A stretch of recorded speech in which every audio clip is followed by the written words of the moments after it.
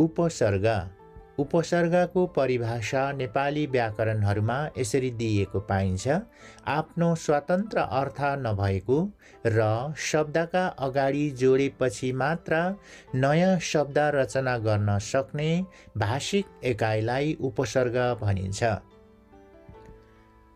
जस्तै उपसर्गलाई लिउँ। प्र भनेको उपसर्ग हो। यसको आफ्नै अर्थ हुँदैन। अर्थयुक्त शब्द बन्नको लागि अर्को शब्दको सहायता चाहिन्छ। यसको लागि जोड, गति भन्ने एउटा शब्द लिइयो र बराबर के भयो भन्दाखेरि प्रगति भनेर बनाइयो। अब यसमा प्र भनेको उपसर्ग, यसको आफ्नै अर्थ हुँदैन भनिएको थियो। यसको लागि अर्थ बन्नको लागि अर्को मूल शब्द ल्याउनु पर्ने हुन्छ। यहाँ मूल शब्द अर्थात् धातु भन्दा पनि हुन्छ। यो मूल शब्द गतिमा चाहिँ यसको गतिको अगाडिपट्टि, शब्दको अगाडिपट्टि यो उपसर्ग लाउनु पर्ने हुन्छ। यसरी लाउँदा प्रगति भनेर अर्को नयाँ शब्द बनाउन सकियो र यो शब्दलाई उपसर्ग लागेको शब्द भनेर भनिन्छ। अब अर्को उप पनि उपसर्ग हो। उप जोड करण भनेर एउटा शब्द छ अनि बराबर उपकरण भनेर उपसर्ग लागेर शब्द बन्यो। अर्को परि अनि जोड वर्तन बराबर परिवर्तन। बी भनेको उपसर्ग अनि जोड सन्चो अनि बराबर बिसन्चो। अब यसमा यो रातो मसीले जति पनि लेखिएको अक्षरहरू छन् यिनीहरूलाई नै उपसर्ग भनिएको छ। उपसर्गको आफ्नै अर्थ हुँदैन। यसको लागि अर्थ बनाउनुको लागि अर्को धातु अर्थात् मूल शब्दलाई लिनुपर्ने हुन्छ। यसमा गति भनेर मुख्य शब्द छ, मूल शब्द छ। यो प्रलाई चाहिँ यहाँ अगाडि लेख्दाखेरि के भयो प्रगति भयो। यो प्र उपसर्ग हो अनि गति जोडेर प्रगति भयो। यसरी नै उप भनेको उपसर्ग अनि यहाँ करण जोडेर उपकरण भयो। परि भनेको उपसर्ग, वर्तन जोडेर परिवर्तन, परि चाहिँ उपसर्ग हो। बी उपसर्ग, सन्चो जोडेर बिसन्चो भयो। यो बी चाहिँ उपसर्ग हो। यसै गरेर क्रमबद्ध रूपले उपसर्ग लागेका शब्दहरूलाई देखाउँदै लानेछु। उपसर्ग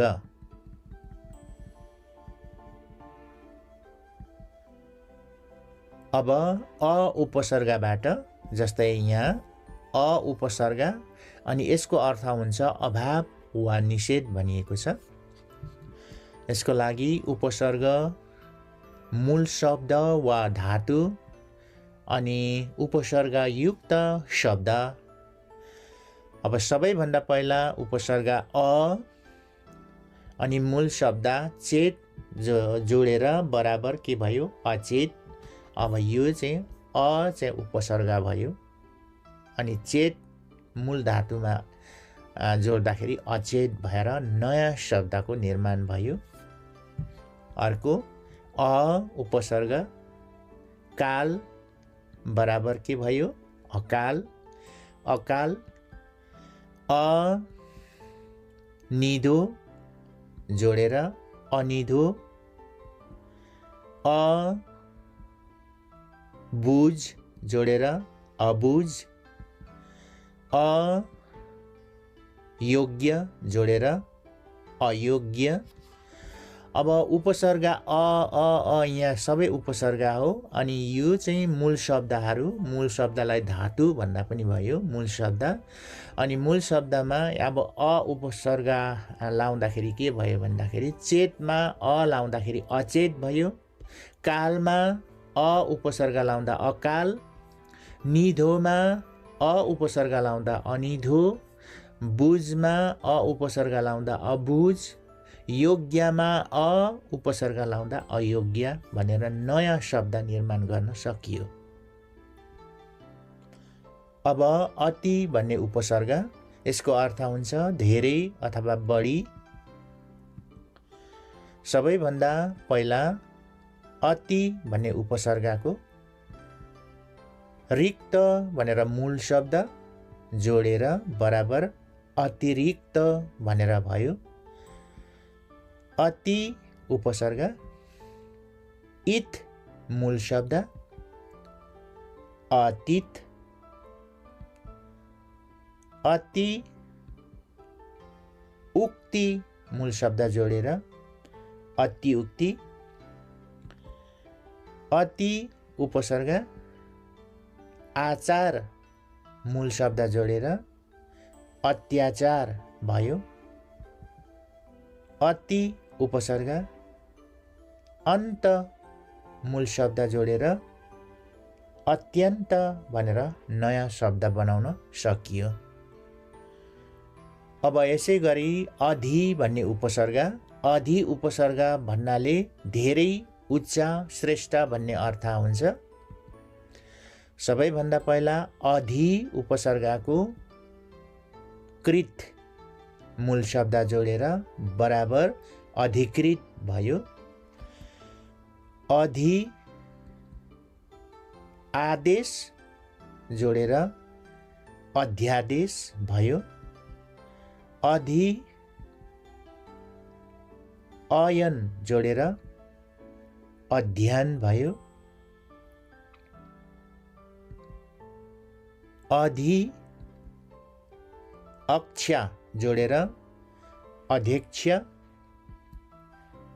अधिकार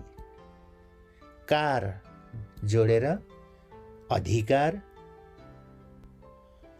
अब यसै गरेर अन उपसर्गमा यसको अर्थ हो विपरीत, अभाव, निषेध अथवा न्यूनता भन्ने अर्थ लाग्यो। सबैभन्दा पहिला अन उपसर्गमा उचित मूल धातु बराबर के भयो अनुचित। अन एक जोडेर अनेक। अन आश्रित जोडेर अनाश्रित। अन उपसर्गमा आदि मूल शब्द जोडेर अनादि। अन उपसर्गमा आस्था मूल शब्द जोडेर अनास्था। अब अन उपसर्गको यसको अर्थ हो निषेध, अभाव भन्ने अर्थ। जस्तै अन गिन्ती जोडेर अनगिन्ती। अन जान जोडेर अनजान। अन मोल जोडेर अनमोल। अन पढ जोडेर अनपढ। अन अर्थ जोडेर अनर्थ। अब अनु उपसर्ग भन्नाले पछि, क्रम, विशेष भन्ने अर्थ लाग्यो। सबैभन्दा पहिला अनुकूल जोडेर अनुकूल। अनुशासन जोडेर अनुशासन। अनुरोध जोडेर अनुरोध। अनुमान जोडेर अनुमान। अनुकरण जोडेर अनुकरण। अब अप भन्ने उपसर्ग, यसको अर्थ तुच्छ, खराब, उल्टो। अप शब्द बराबर अपशब्द। अप हरण बराबर अपहरण, इच्छा अपेक्षा, अपवाद जोडेर अपवाद, अपमान जोडेर अपमान, अभि उपसर्ग, यसको अर्थ तिर, बढी, नजिक, विशेष। अभि उपसर्गमा रुचि मूल शब्द जोडेर बराबर अभिरुचि, अभिमान बराबर अभिमान, अभिलेख बराबर अभिलेख, अभिव्यक्ति बराबर अभिव्यक्ति, अभिशाप बराबर अभिशाप। अब अव उपसर्ग, यसको अर्थ निम्न, विपरीत, विशेष। जस्तै अवतार बराबर अवतार, अव उपसर्ग स्थित मूल शब्द र बराबर अवस्थित, अवगुण बराबर अवगुण, अवकाश बराबर अवकाश, अवशेष बराबर अवशेष। आ उपसर्ग, यसको अर्थ सम्म, माथि, विशेष। जस्तै आ उपसर्गमा कृति मूल शब्द जोडेर बराबर आकृति,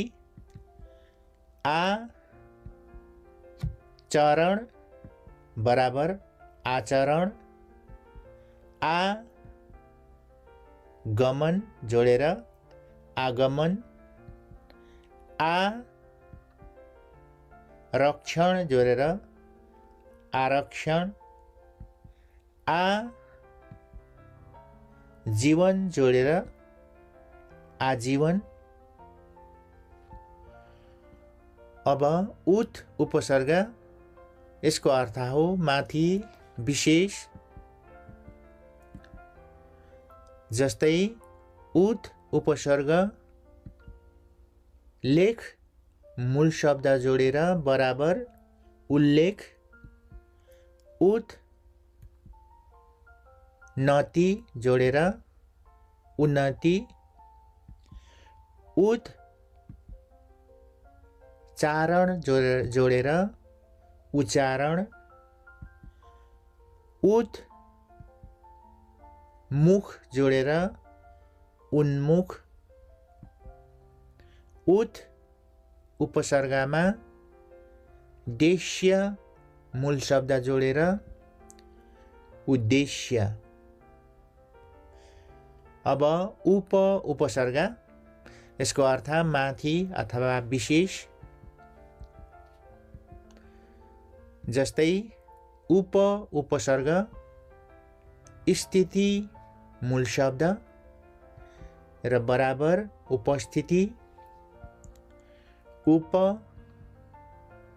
आय जोडेर उपाय, आशक जोडेर उपासक, उपकरण जोडेर उपकरण, उपसर्ग जोडेर उपसर्ग। अब कु उपसर्ग, यसको अर्थ खराब अथवा कमसल। कु उपसर्ग रीति मूल शब्द बराबर कुरीति, कु जात कुजात, कुलत, कुलत, कुरूप, कुरूप, कुबाटो, कुबाटो। अब गैर भन्ने उपसर्ग अनि यसको अर्थ अतिरिक्त, बाहेक, निषेध भन्ने। सबैभन्दा पहिला गैर उपसर्गमा नागरिक मूल शब्द जोडेर गैर नागरिक, गैर कानुनी, गैर कानुनी, गैर उपसर्गमा सरकारी मूल शब्द जोडेर गैर सरकारी, गैर नेपाली, गैर नेपाली, गैर जिम्मेवार, गैर जिम्मेवार। अब दूर उपसर्ग, यसको अर्थ खराब, कठिन। सबैभन्दा पहिला दूर उपसर्गमा बल मूल शब्द जोडेर बराबर दुर्बल, दूर घटना, दुर्घटना, दूर गम जोडेर दुर्गम, दूर जन जोडेर दुर्जन, दूर दशा जोडेर दुर्दशा। अब दुष उपसर्ग, यसको अर्थ खराब, दुष्ट, कठिन। जस्तै दुष उपसर्गमा ख मूल शब्द दुःख, दुष साहसमा दुस्साहस, दुष चरित्र, दुष्चरित्र, दुष मन जोडेर दुश्मन, दुष परिणाम जोडेर दुष्परिणाम। अब न उपसर्ग, यसको अर्थ निषेध। जस्तै न उपसर्ग आस्तिक मूल शब्द बराबर नास्तिक, न उपसर्ग जाति जोडेर नजाति, न पुक जोडेर नपुक, न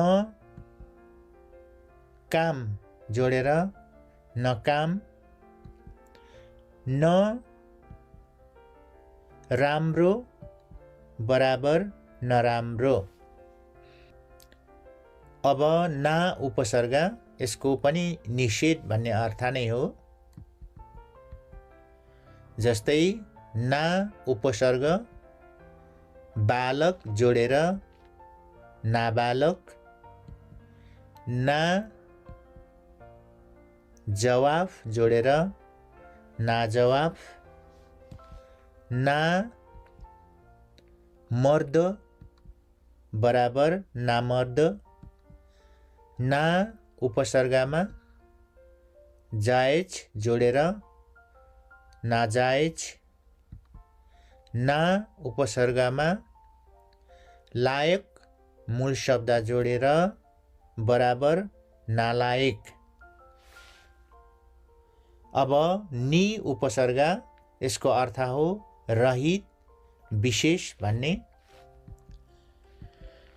जस्तै नि उपसर्ग बन्ध मूल शब्द अनि निबन्ध, नि आय जोडेर न्याय, नि उपसर्गमा योग मूल शब्द जोडेर नियोग, नि कृष्ट जोडेर निकृष्ट, नि यम जोडेर नियम। अब निर उपसर्ग, यसको अर्थ हो रहित, निषेध, बाहिर। जस्तै निर उपसर्ग यात मूल शब्द बराबर निर्यात, निर इक्षण जोडेर निरीक्षण, निर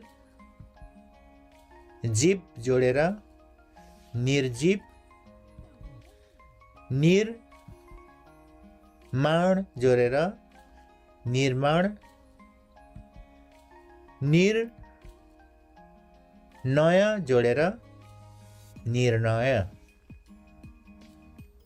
अब निस उपसर्ग, यसको अर्थ रहित, निषेध, बाहिर। जस्तै निस उपसर्गमा पक्ष मूल धातु बराबर निष्पक्ष, निस इक्षण जोडेर निरीक्षण, निस कर्ष जोडेर निष्कर्ष, निस स्वार्थ जोडेर निस्वार्थ, निस उपसर्गमा चल मूल धातु जोडेर निश्चल। अब परा भन्ने उपसर्ग, यसको अर्थ हो विपरीत, बढी, पछि भन्ने। जस्तै परा उपसर्गमा मर्श मूल धातु जोडेर बराबर परामर्श, परा जय जोडेर पराजय, परा पूर्व जोडेर परापूर्व, परा क्रम जोडेर पराक्रम, परा जित जोडेर पराजित। अब परि भन्ने उपसर्ग, यसको अर्थ हुन्छ पुरा, सबैतिर, विशेष भन्ने। जस्तै परि उपसर्गमा वर्तन मूल धातु अनि बराबर परिवर्तन, परि नाम बराबर परिणाम, परि त्याग बराबर परित्याग, परि इच्छा जोडेर बराबर परीक्षा, परि आप्त जोडेर पर्याप्त।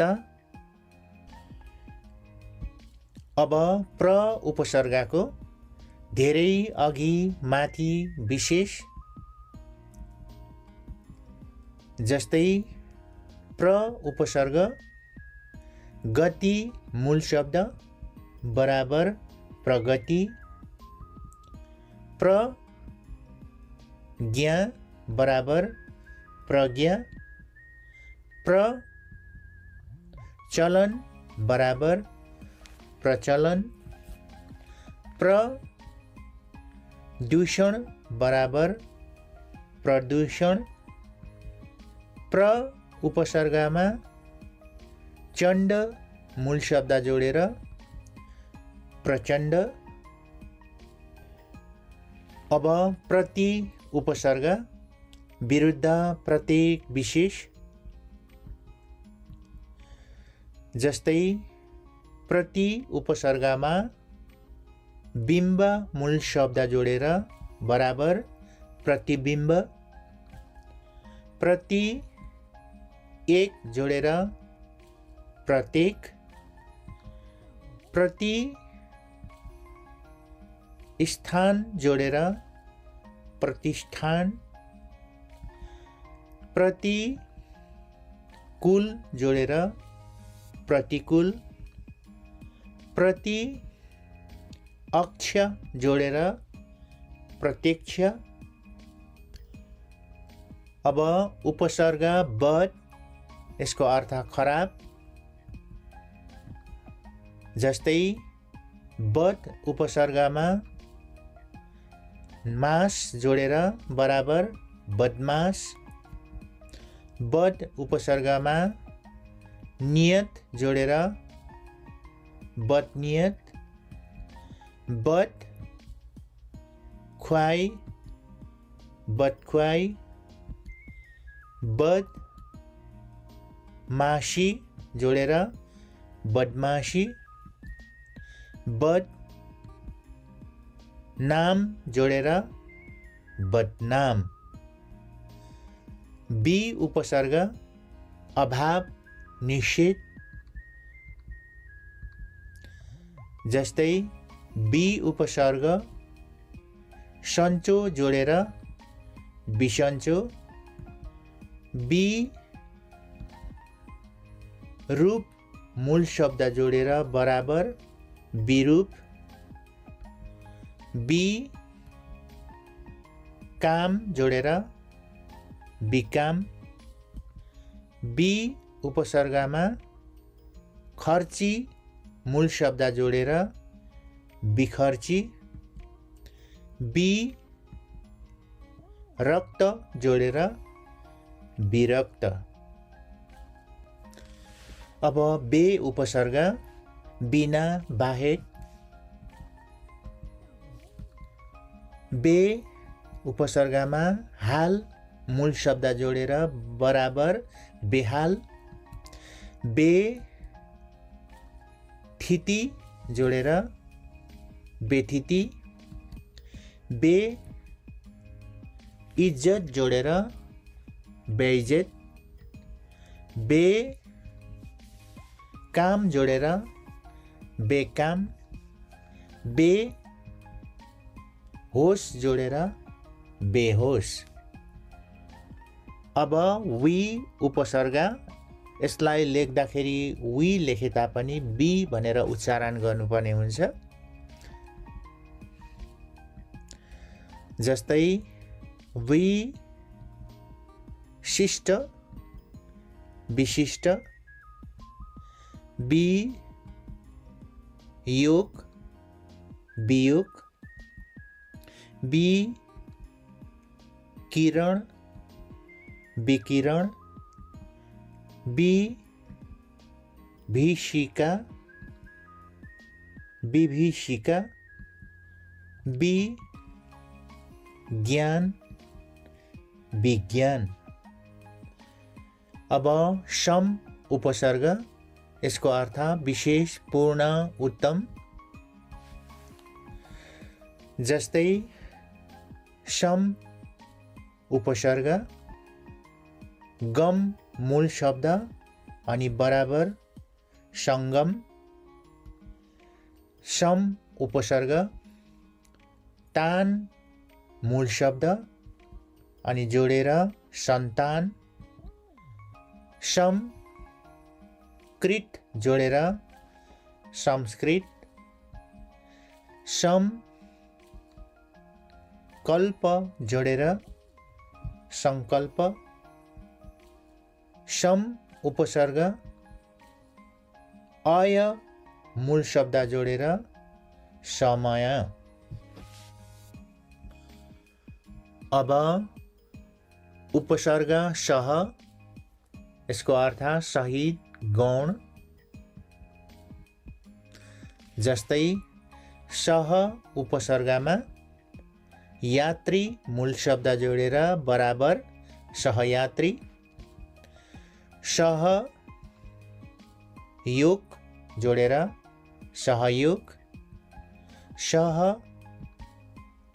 बास जोडेर सहबास, सह